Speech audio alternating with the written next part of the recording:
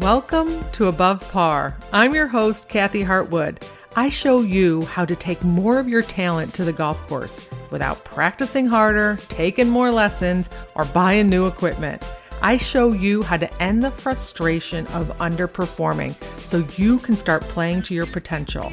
This is where you are going to learn how to think above par so you can play below par. Let's get to it.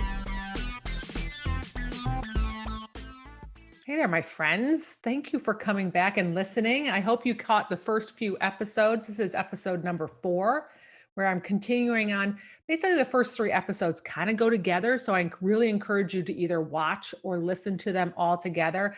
Again, as I mentioned, I also am recording a video if you're listening to this on a podcast. And if you're watching this, you can listen to it on the podcast, and both of the links will be down somewhere in the description below that you can click on and watch it or listen to it in another format.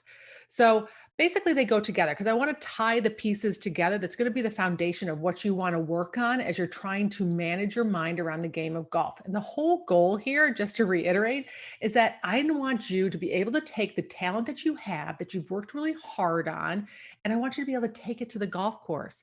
And it's important for you to understand that this is not just for people who are, below par golfers or scratch golfers. It doesn't matter what your talent level is.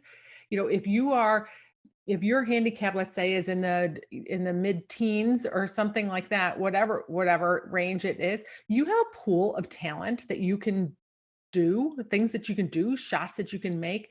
And you being able to take that, what you own right now, out to the golf course, right, is fun. It's way more fun than knowing you can do more and you go out to the golf course and you stink, right? Or you just, keep kind of stepping on your foot and getting in your own way and sabotaging. Not so fun, right? Not so fun, my friends, right? So this is not just for scratch golfers or people who are trying to play golf for a living or competitive golfers. So I know a lot of times people are hesitant to play in competitions because of all their struggles in managing their minds. I also know people who are really good golfers and can only play in very casual events and want to be able to go and play at some of the invitations that they have to go and play in other golf events, right? It is a quality of golf life, basically, right? When you're able to manage your mind around the game. So I am speaking to all of you, all of my golfing friends, right? I want you to take more of your talent to the golf course. That's it. And the reason that you can't, or the reason that you are struggling right now, right, is because of how you manage your thoughts and your emotions around the game of golf. Basically, that's it in a nutshell, right? And one of the barometers, if that's the right word to use, is how well you can hit the ball on the range and how the difference between what you take on the golf course, right? If the closer you can get, assuming that the range is a nice and relaxed experience for you, that you're pretty calm out there, right? Whatever you can do out there, the bigger the disparity between what you can do on the range and what you do on the golf course, right? The more you need to work on your thoughts, the more you want to pay attention to what I'm saying, right? But if the disparity is not that big, right, or not that great, then you're doing pretty good, right? You got some good things going on. Then it might be time for you just to focus more on your golf skills, right? And keep upping your level there. But I want to continue the conversation that we had over the last 2 episodes about how your brain works, right? And how the mental, I do quotation marks on the mental game. I don't like that term, as I said before. I just think it's thought management. What's going on in your brain, right? It's really out there just to refresh your memory, of just to try and find danger wherever it can find danger. It's always looking for all the trouble that is out there. That's why our brain goes on high alert and we feel like something's wrong with us when we can't manage our mind. And then I started using a little bit of a model, the think, feel, act model, which is very popular. It's been around for centuries, of how, basically our cognitive behavior works. We think something, it creates a feeling, and then we act. Right. And then I added bookends to it. And the last podcast I talked about, at the beginning of that, we're going to add situations, right? Just neutral situations on the golf course. That is at the front of that model. That is, or formula, I like to call it too.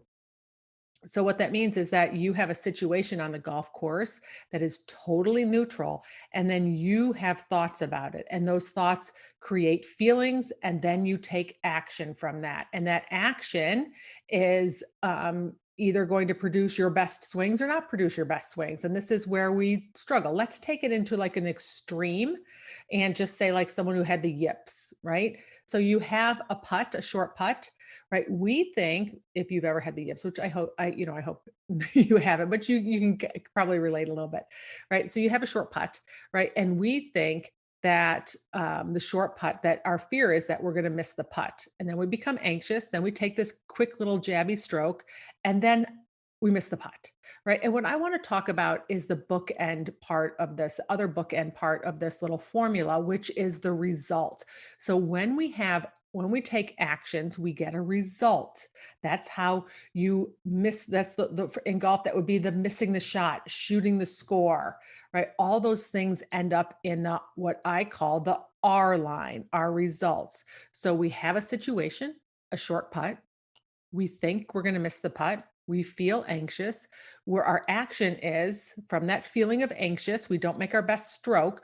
Our action is a short little jabby stroke. And the result is that we miss the putt, right? That's how we notice some of the results, or that's how we end up being able to control the results that we get in our life, is by looking at the steps that led up to it, right? So if you're on the golf course and you're noticing that you're doing some repetitive behaviors, or you keep getting the same results over and over again, I want you to pause and I want you to think about putting it into this little formula, right? I like to call the formula STEER, poorly spelled steer, STEAR. So we had the think, feel, act. I just changed the F from feeling to emotion, right? And the reason I use steer, it's easy to remember. And we have a tendency to steer our way around the golf course. It's just not spelled properly, right? So S is your situation. So that's your situation on the golf course. I kept using the example of a 100-yard shot over water. You can use a 3-foot putt. You could use it as playing in a tournament. That could be your situation. The situation, playing with a group of people, your situation could be whatever is a fact, whatever is neutral, right? Everybody would agree with it. If you had to poll 7 million people, they would all agree, yes, you agree. You are playing with Betty, Bill, and Bob, right? That is your group, right? So or you have a 3-foot putt, or yes, it is 100 yards, and yes, that you have to hit it over water, right? It's totally neutral, and it is a fact. Then the T is your thoughts about that fact. Like, what are you thinking about it? And as I told you in a previous episode, that your thoughts are optional. You get to decide what to think about it. This is where we start managing our own mind, right? A lot of the times we're at the effect of that. We think that that situation is what makes us feel a certain way, right? Or have a certain emotion, but there is a thought in between it. That is what you're choosing to think about it. And you want to start listening to what you're thinking about the situation.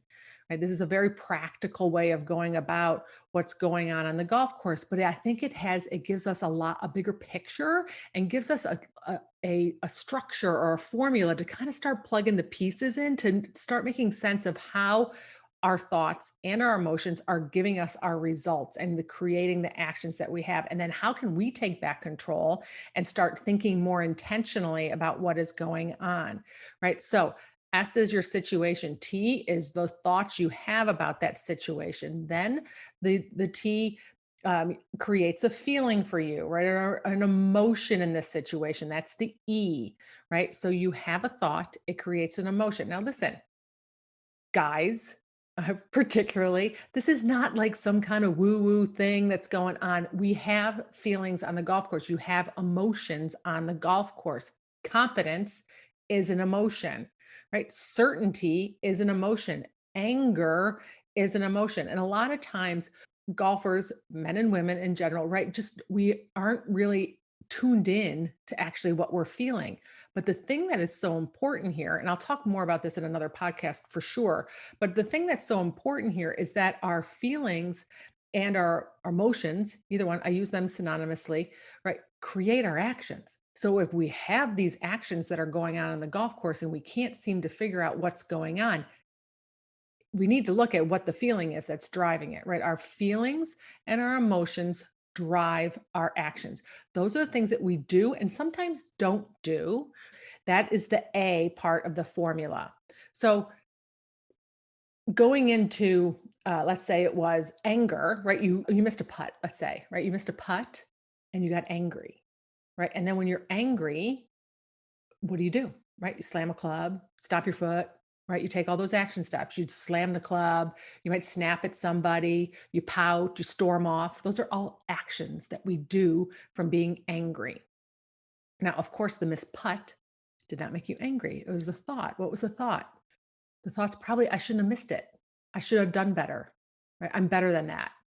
I'm stupid. I'm an idiot. I can't believe I did that. Right? There's thoughts in there that you want to look at. Right? We skip that step and we go right to the anger part. And then we become reactionary to what's going on the golf course.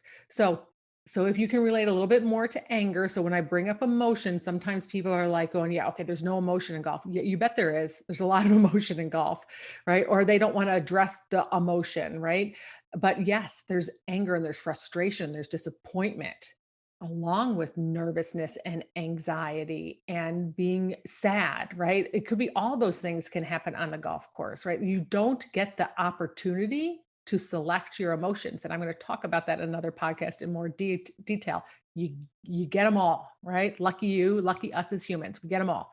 So you want to be able to manage them. You can't ignore them, right? That's not going to serve you. So your emotions are what are going to drive those actions on the golf course, no matter, whether it's slamming a club or pouting or snapping at somebody in your group. Those are action steps, along with how you swing over the golf shot, whether you're rushed or you're fast or you come out of your posture or you don't focus. Those are things that happen in that action line. And you want to be aware of what you're feeling that's driving those actions.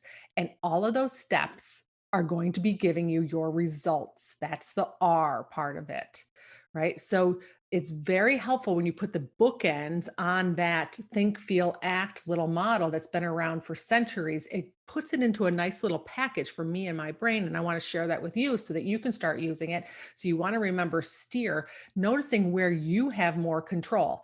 Right? I talked about a little bit in the last episode how I knew about think, feel, act, but for the most part, I didn't know how to apply it. I didn't know how it was going to really, how I could use it. And I used it, as I mentioned in my first episode, I used it in different areas of my life.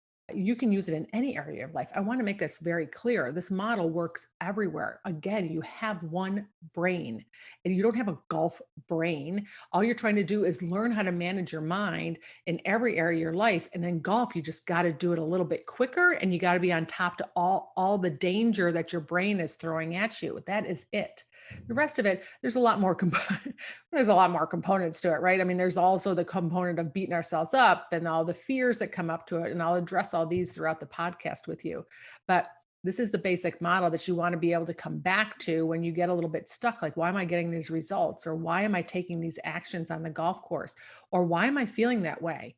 Right. And if you're feeling that way, anxious or nervous, what am I thinking? Right? Awareness is your first step.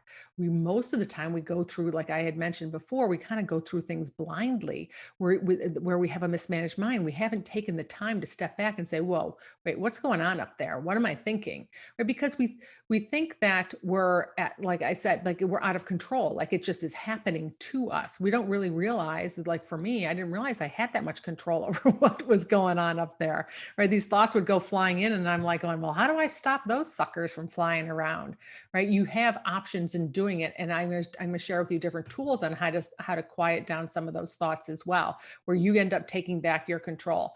But what I'd like you to do is take a situation that you have that you can think back at on the golf course and put it into the model of STEAR, steer, right? Put a situation in there. What were your thoughts? You can go back maybe at a situation. I think it's a good idea to do both, like a positive one and a negative one. So let's say you had a situation where you hit a fantastic shot maybe in like on the last hole or in a tournament or an event, or it could be around. So you had a situation, maybe you had, 150 yards into the green and you needed to hit the green in two to whatever your thoughts were about that, to win or whatever it was, right? And your thought was, or you could, sorry, you could go back and sit there and you had the situation and your feeling was that you were pretty calm or you're pretty certain or confident, right? I'm going to come back to those three emotions because those are big ones when I talk more about that in another episode. But you were pretty certain and confident. Well, what were you thinking?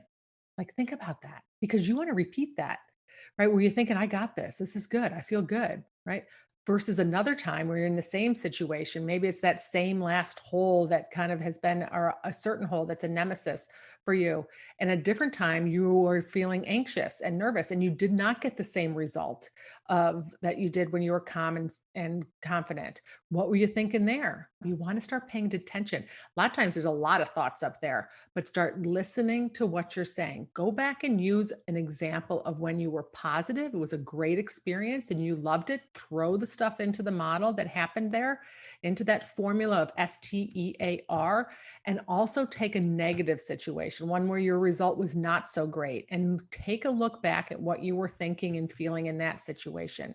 Right? It's very powerful to notice how when you are getting the results that you want and you look back and you notice that you were how you were feeling and what you were thinking, it gives it more believability and knowing when it happens, when you have the negative side, when it's not working in your favor, right? And noticing that you do actually have the options to think what you want so that you can get the results that you want on the golf course.